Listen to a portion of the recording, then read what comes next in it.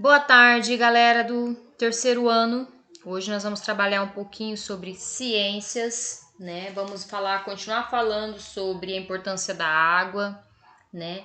Hoje a gente vai continuar onde a gente parou na última aula. Nós paramos na página 138 e hoje nós vamos fazer a página 139 em diante. Então, todos com a apostila na mão e vamos trabalhar, meus amores. Não vamos perder tempo. Vamos lá? Nesta página 139, tá? Então, a gente tá vendo aí as ilustrações, né? Que está mostrando, então, um rio e o caminho por onde esse rio percorre. A gente sabe que o relevo é muito importante para determinar o tipo de rio. Nós temos relevo de planalto e de planície. Então, quando a gente fala em relevo de planalto, a gente está falando, então, de montanhas, morros, né? De onde a água acaba escorrendo. Quando a gente fala em planície, a gente fala em plano, algo reto, por onde a água fica. Normalmente, os rios de planalto, eles são utilizados para a construção de usinas hidrelétricas, ou seja, geração de energia. E os rios de planície, eles são utilizados para navegação. Mas nós vamos conversar um pouquinho sobre isso no decorrer dos nossos estudos. Vamos começar bem nessa página, falando sobre o caminho de um rio, né? Então, vamos lá. Vamos lá com a prof, então. Vou pegar meu lápis, né? Então, os rios nascem em águas subterrâneas, ou seja, subsolos, né? Embaixo da onde a gente pisa, tá? Existem lençóis freáticos que são como as veias do nosso corpo, por exemplo. Dentro do nosso corpo nós temos as veias e por ela percorre o sangue do nosso corpo. E no caso da água, então embaixo do solo tem veias, né, rachaduras, por onde as águas percorrem. A gente chama isso de lençóis freáticos, tá? E tem, então, depósitos subterrâneos de água, certo? As águas subterrâneas, certo? Então, da concentração de chuvas, né, essas águas vêm, então, do volume de chuvas que cai, ou do derretimento das neves ou do gelo das montanhas. A água sempre vai para algum lugar, vem de algum lugar e vai para algum lugar, do lugar mais alto para o mais baixo, e geralmente deságua no mar, por isso o nível do mar é tão importante. Aqui embaixo a gente tem, então, uma estrutura, então, né?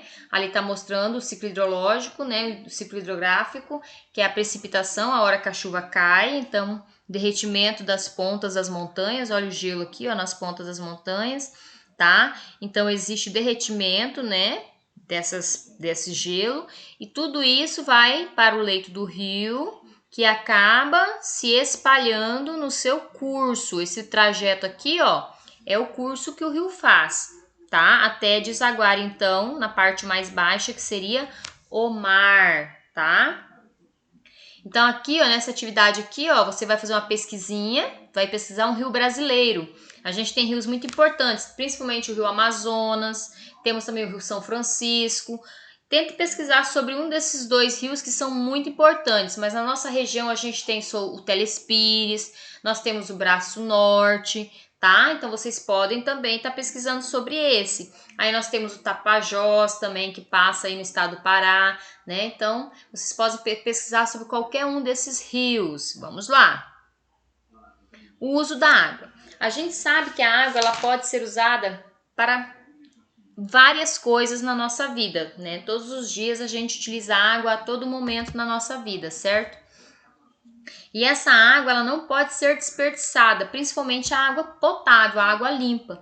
Então a gente usa água para tomar banho, a gente usa água para lavar nossa louça, para limpar nossa casa, para lavar nossa roupa, para tomar banho de piscina, para tomar banho de chuveiro, né? Então a água ela é essencial para beber, para cozinhar, né? Ela é essencial à nossa vida.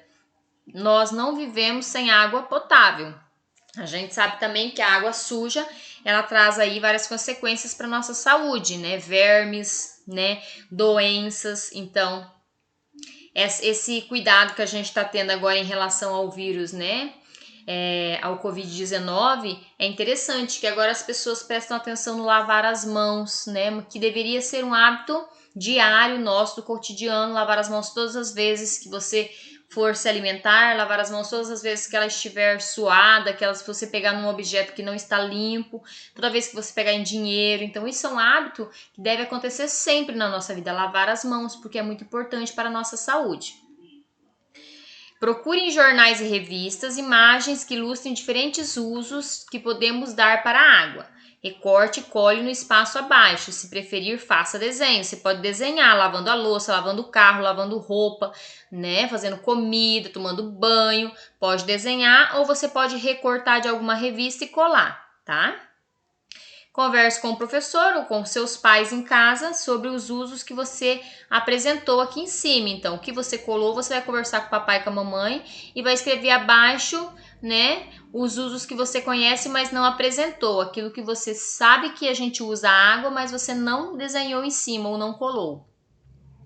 Diariamente realizamos atividades que dependem do uso da água. Olha só, a irrigação, isso aqui é o processo de irrigação, tá molhando as plantas, tá aguando.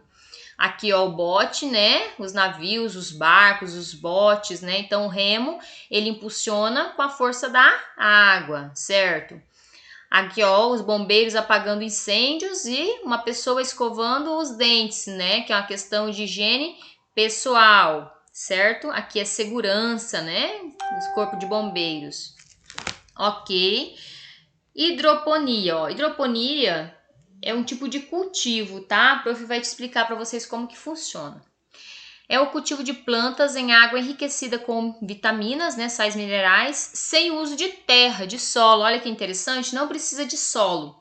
Muitas hortaliças e alguns legumes e frutas gostam muito de água, como a alface, a couve, o melão, a rúcula, o brócolis, a berinjela, o tomate, o arroz, o morango, o feijão, a vagem, a salsa, o repolho, o agrião, o trigo, o pepino, pimentão. Então, são produzidos dessa forma. Dentro da água existem vários tipos de proteínas e vitaminas que vão fazer com que a planta se desenvolva. Ok, quando a gente fala sobre o uso racional, nós sabemos que o ser humano é um ser racional, um ser inteligente, né? É um ser que usa a cabeça, que é inteligente, consegue, então, fazer coisas boas para preservar o planeta. Aí isso a gente fala do uso racional da água. A gente sabe que aqui na nossa região, graças a Deus, a gente não tem esse problema de seca, de falta de água. Mas alguns lugares do Brasil, as pessoas sofrem muito com a falta d'água e chegam a andar quilômetros para poder conseguir um pouco de água. E às vezes essa água não é uma água potável, não é uma água limpa. E isso causa vários tipos de doenças nessas pessoas. A gente sabe também que várias fábricas, indústrias acabam jogando o seu lixo tóxico dentro dos rios e isso faz com que a água se torne contaminada e essa água contaminada ela não é potável, ela não é boa para nós bebermos porque ali dentro tem restos de agrotóxicos, toxinas, sujeira, lixo e isso faz mal à nossa saúde, certo? Então vamos seguir aqui, ó. Muitas pessoas acreditam que temos água em abundância e eu conversei muito sobre isso com vocês, que a gente tem que preservar a nossa água, apesar de ela ser um bem renovável, mas a água demora muito tempo para se renovar na natureza. E se o gasto, se o desperdício for muito maior do que o que ela consegue produzir, um dia sim nós poderemos ter um problema sério de escassez de água no mundo, tá? Então, assim, especialmente no Brasil, que é onde a gente mora, existem muitos rios, lagos, represas, além de boa frequência de chuvas. Essa crença, porém, é enganosa. Igual eu falei, se houver um desperdício muito grande de água, essa água pode acabar sim, a gente pode sofrer as consequências sim, certo? Há diversos problemas de falta de água no Brasil, principalmente, a gente conhece bem, né, a região nordeste do Brasil. Não são todas as regiões, porque não são todos os municípios, porque lá tem assim municípios extremamente lindos, com um litoral maravilhoso e praias, né? Muitas pessoas, muitos de vocês, os pais já foram visitar o Nordeste e conheceram praias magníficas lá, mas algumas regiões ali do árido, do semiárido, né, enfrentam um problema de seca muito grande, onde as pessoas precisam andar quilômetros para poder conseguir um pouco de água, certo? E a escassez de chuva nesses poucos municípios, ele causa um problema muito grande para as pessoas que moram lá, né? Então aí nós temos alguns exemplos, ó. Recentemente, muitas cidades da região sudeste do país, São Paulo, Rio de Janeiro, Minas Gerais, Espírito Santo, né, têm enfrentado problemas com abastecimento de água. Na foto, o reservatório de Jaguari, né, no sistema da Cantareira, que abastece São Paulo. Aí aqui nós temos, então, diversas cidades da região nordeste, são frequentemente atingidas pela seca. O solo sem vegetação na imagem corresponde ao fundo rio exposto devido à seca. Vitória da Conquista, na Bahia. Aqui é o Pantanal, nos dois períodos, tá? De seca e de chuva. Olha só, a mesma foto, tá? No período de seca, no período de chuva, né? O Pantanal mato-grossense, certo? Evitando desperdícios. Faça uma pesquisa com as pessoas de quem você gosta para descobrir o que elas fazem para economizar a água. Vamos registrar as informações nesse quadro. Aí você vai perguntar como você usa a torneira enquanto lava a louça. Se é fechada, se você deixa aberta, se você ensaboa e fecha para poder depois enxaguar. Então você vai fazer a pesquisa com 4 pessoas, ó. Tá vendo? 4 pessoas. Você vai fazer as mesmas perguntas para as 4 pessoas para obter resposta. Se vocês não tiverem 4 pessoas, podem perguntar para o papai e para a mamãe, tá? Já dá certo. Para o vovô, para a vovó, com o titio, para a titia, tá bom? Aí aqui tá falando para você conversar com o professor sobre as atitudes eficientes contra o desperdício de água. A prof já falou que a gente precisa, na hora do banho, tomar banhos rápidos, que não sejam muito demorados. E na hora que estiver ensaboando, desligar o chuveiro. Na hora de enxaguar, ligar o chuveiro novamente. Assim também acontece na hora de escovar os dentes. Não é preciso deixar a torneira totalmente aberta o tempo todo, né? E evitar lavar, por exemplo, calçadas, carros com água limpa, né? A gente sabe que essas lavadoras faz tudo, elas têm um desperdício de água muito grande, que essa água pode ser reaproveitada, então, para lavar as calçadas, né? Para lavar, né, tapete sujo, tapetes, né, que não precisa ser uma roupa com água totalmente limpa, e daí na segunda enxaguada somente usa água limpa. Então, há várias formas da gente conseguir economizar água. Vocês vão construir frases de conscientização para outras crianças e outras pessoas para economizar água. E essa número 5 não é preciso vocês fazerem, tá? Vai pedindo para vocês fazer folhetos, tá? Mas não precisa. Vamos aqui. Aqui nós vamos encontrar, então, preencher as lacunas com as frases com palavras que estão aí, ó. Vocês vão encontrar aqui dentro, então, essas palavras: pessoas, vapor, água, chuvas, rio, desperdício, cidades e natureza. Certo? Então vamos lá. Eu vou ajudar vocês nessa daí, hein? Só porque eu tô boazinha. A é necessária para a sobrevivência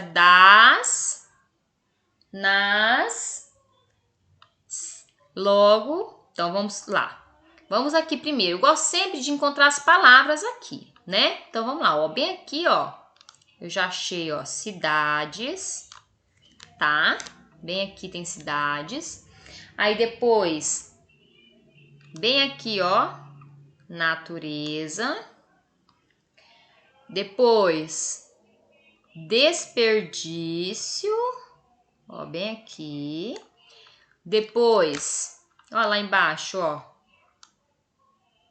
pessoas. Aí bem aqui, vapor. Depois, águas, né? Depois, chuvas e rios, certo? Será que nós encontramos tudo? Eu acho que nós encontramos tudo. Vamos lá, então. A água, certo? Né? A água, número 1. Vamos continuar a leitura. É necessária para a sobrevivência das pessoas, né? Das pessoas.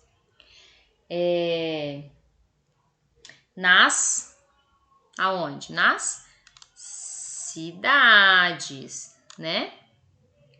Logo, as cidades precisam retirar a água de alguma fonte da natureza, como? Da onde vem a água do que vai para nossa casa? Dos rios, né? Dos rios, represas e águas subterrâneas, entre outras. A fonte dessa água são as chuvas. Lembra o ciclo hidrográfico? Então, a chuva volta para a terra, para a natureza, né? Nesse processo, ela sobe a água em forma de vapor e depois desce em forma de chuva. Então, aqui, ó, as chuvas, a neve, o granizo que caem a partir da concentração de vapor. Lembra? O vapor sobe e desce em forma de chuva. Vapor de água das nuvens. Assim, se não chove, pode faltar água na natureza, né? E nas cidades. Para evitar isso, é importante combater o desperdício. Então, essa daí é a ordem das palavras. Ó, pro final, enumerou aqui em cima, ó, para ficar mais fácil para vocês. Eu vou apagar esse aqui. Aí fica bom, ó. 1, 2, tá? Fica meio confuso, mas dá para vocês entenderem aí para ajudar na hora de responder. Ok? Leia cada uma das legendas e desenhe as respectivas etapas da formação da chuva. A água dos rios, mares e lagos é aquecida, então você vai desenhar aí um lago, um rio, né?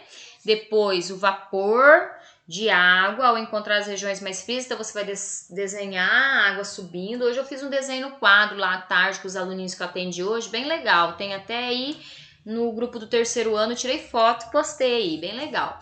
Então aqui você vai desenhar o vapor de água subindo, né, formando as nuvens. Quando elas ficam pesadas, cheias, voltam para a terra em forma de chuva e molham as plantas e enchem os rios novamente, viu? A nuvem pode apresentar água? Em que estados físicos? A nuvem, hein? Quais os estados físicos? A nuvem é composta de água no estado líquido, rodeada por água em estado gasoso e ar atmosférico. Se a temperatura do ambiente estiver muito fria, a nuvem pode apresentar também água no estado sólido. E se essa água cai, pode ser em forma de neve ou granizo, né? O granizo, então, é uma precipitação atmosférica composta de pedregulhos de gelo, formados na natureza em função da queda brusca de temperatura. A neve é a precipitação de cristais de gelo agrupados em flocos, formados pelo congelamento do vapor de água, que se concentra suspenso, né, pendurado na atmosfera, tá? Então, a nuvem pode se apresentar, então, em estado líquido e sólido, não é verdade? Que legal. Então, podem responder aí, tá? Aqui você vai assinalar com X as formas que está desperdiçando água. Qual as imagens aí que está havendo desperdício de água? Esse chuveiro aberto, né? Esse chuveiro aberto. Essa mangueira ligada, molhando o papai e a mamãe, olha aí. Aqui tá desperdiçando? Não, porque está no regador, ó. Viu? Olha aqui, ó. Essa torneira aberta aí, com a louça dentro da pia. O que tá acontecendo nessa casa? Certo? Isso aqui também é correto? Lavar a calçada com água potável? Não acredito. E isso aqui? Consertar a torneira, que tá economizando água. Se a torneira tem vazamentos, vai ter desperdício de água, com certeza. Ok, então, faça uma pesquisa para responder as perguntas abaixo, depois converse sobre o assunto com o professor. Descubra uma cidade brasileira que teve problemas com falta de água recentemente, né? Essa cidade conseguiu resolver o problema da falta de água? Caso tenha conseguido, registre as medidas adotadas. O que foi feito para resolver os problemas de falta de água? Caso não tenha conseguido, registre como você acha que o problema poderia ser resolvido. Ideias suas de o que fazer para resolver o problema. E você vai desenhar abaixo aqui as soluções que você escreveu aqui em cima, certo? Para economizar água. Então, nós finalizamos essa etapa de ciências. Bora fazer as atividades agora. Não quero preguiça, certo? Não quero preguiça. E antes da gente concluir, eu vou passar um videozinho para vocês, né? Sobre as partes de um rio, tá? Vamos lá?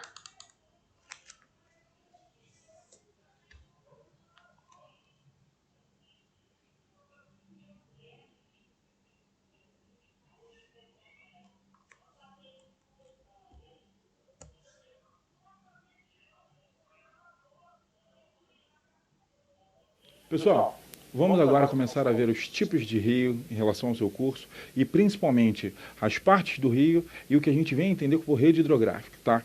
Primeira coisa, vamos entender a parte do rio. Aqui nós temos um esquema de um desenho de um rio, um desenho clássico. As representações hidrográficas, elas aparecem assim, é bom você ir se acostumando. Olha só, primeira coisa, e uma coisa mais óbvia possível, é o seguinte: o lugar onde o rio nasce, obviamente, recebe o nome de nascente. E o lugar que ele termina recebe o nome de foz. Aí você fala assim, pô, essa parte é muito fácil. Só que aí aparece um termo que as pessoas geralmente se confundem, e você não vai mais se confundir. Preste atenção, o lugar onde o rio nasce, ele também chamamos isso de posição a montante. Muito cuidado com isso. Assim como a parte final, a parte mais abaixo, nós chamamos de posição a jusante. Então, muita atenção nisso. Por quê? Porque algumas questões trabalham com influência hídrica a montante ou a jusante. O que isso interfere numa questão? Deixa eu dar um exemplo para vocês. Imagina a gente está falando sobre uma poluição ocorrida a montante. Isso seria muito mais grave. Por quê? Porque se ela acontece acima, e a gente sabe que os rios sempre descem, certo? Se ela acontece acima, quer dizer que ela fatalmente poluirá o curso do rio. Aí você me pergunta assim, o que é curso do rio? O curso do rio é exatamente o caminho que esse rio vai percorrer. Então, olha só, nós aqui já nos familiarizamos com o termo nascente, com o termo foz. Sabemos que a nascente está a montante. Quando fala assim, pense em alguma coisa que monta, alguma coisa que está em cima. E você sabe que a foz está a jusante. Aí a gente já gravou. O próximo passo para a gente gravar é o seguinte: aqueles rios, aqueles canais que descem no rio maior, todos eles possuem nome. Primeiro que o rio maior é chamado de rio principal, grave isso. O rio maior, ele é chamado de rio principal e ele vai ser importante por quê? Porque geralmente ele dá nome ao sistema, e a gente vai ver isso num vídeo à frente, tá? Os rios menores, eles são chamados de afluentes, e os canais ainda menores que abastecem esses rios são chamados de subafluentes. Qual é a importância deles? Total. Por quê? Porque o tamanho do rio principal está diretamente ligado com a quantidade de água que ele recebe, não só da chuva diretamente, mas também desses afluentes e subafluentes que vão aumentando a vazão desse rio, certo? Aí uma coisa que as pessoas geralmente confundem, mas você não vai confundir. O conjunto de rio principal, afluente, subafluente, nós chamamos isso de rede hidrográfica. Não confunda com um conceito muito importante de bacia hidrográfica. A gente vai ver isso no próximo vídeo, tá? Não confunda. O conjunto de rio principal, seus afluentes, seus subafluentes, eu estou falando apenas dos corpos hídricos, nós chamamos isso de rede hidrográfica. Não confunda, certo? Agora, em relação a esse curso do rio, eu quero que você entenda que ele pode ter diferentes comportamentos e diferentes configurações. Aqui nós temos alguns exemplos clássicos. Acompanhe aqui comigo. Olha só. Esse rio aqui ele é o mais clássico, tá? Ele é o rio retilíneo. Ele tem um formato quase reto. Obviamente, na natureza você não espera encontrar alguma coisa perfeitamente retilínea, mas ele tem um comportamento muito retilíneo. O que isso significa? Que ele tende a ter um caminho pouco sinuoso. E isso é importante? Muito, porque esses rios geralmente eles têm muita força. Tá? A gente vai ver isso melhor também para frente. Outro exemplo importante, e esse aparece muito, é o rio que a gente chama de meandrante.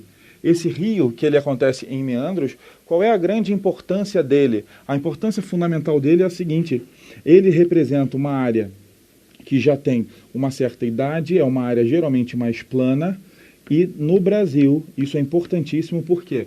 Porque o Rio Amazonas, nosso principal rio, o principal rio do mundo, tem grande parte, principalmente a parte brasileira dele, é meandrante. Então você vai estar familiarizado, fatalmente a imagem te remete a ele, então você já começa a se acostumar com o termo meandrante, tá? Fazer uma observação para você, isso já foi questão de prova, é bom você ficar atento. Às vezes, a prova mostra um desenho mais ou menos assim. Mostrava um rio em meandros, aí mostrava uma situação dessa, onde um pedaço do rio ficava sem conexão, ficava abandonado. Como se o rio ele tivesse muito largo, e aí chegou um momento que ele já parou de correr para um lado e ficou correndo apenas no curso principal. Ele deixou esse lado para lá. Esse Essa parte abandonada, ela tem um nome específico que a gente chama de meandro abandonado. Muito fácil, sim, agora que você sabe que é uma curva do rio que ela deixou de fazer parte do curso principal e acabou ficando meio de lado. Isso já caiu em prova, alto índice de erro na prova, isso não vai acontecer com você. Essa parte do rio que ela fica deixada de lado, ela é chamada de meandro abandonado. Meandro, lembre sempre, é uma curva, tá? Vamos avançar. Olha os outros tipos que nós temos aqui. Rios entrelaçados. Esse é autoexplicativo. Eu tenho canais, rios que eles acabam de verdade se entrelaçando, se cruzando. Esse também é muito fácil. Um nome que não é muito comum, mas agora vai ser muito comum para vocês, é esse aqui, ó, um rio anastomosado. O que seria isso? É um rio que ele sofre desvios, geralmente por formações de pequenas ilhas ou de como se fossem bancos de areias. O que acontece? Vem o curso principal e ele acaba sendo deslocado. Ele vai e volta tendo esse formato aqui desenhado e o nome de anastomosado. Não confunda e até o próximo vídeo. Então esse aí é nosso videozinho, só pra gente entender um pouquinho, né, que o rio tem várias partes, né, e essas partes depende da formação do relevo desse rio, né, se ele é um rio de planalto, se ele é um rio de planície, né, qual é a formação, certo? E que esse rio ele é muito importante para a sobrevivência de todos nós, a água do rio, não só para o ser humano, mas para os animais também aquáticos, né, que vivem aí e dependem da água, certo? Obrigado pela atenção de todos, vamos fazer as atividades então até a página 147, boas tarefas e até o próximo vídeo aula, nosso próximo vídeo aula.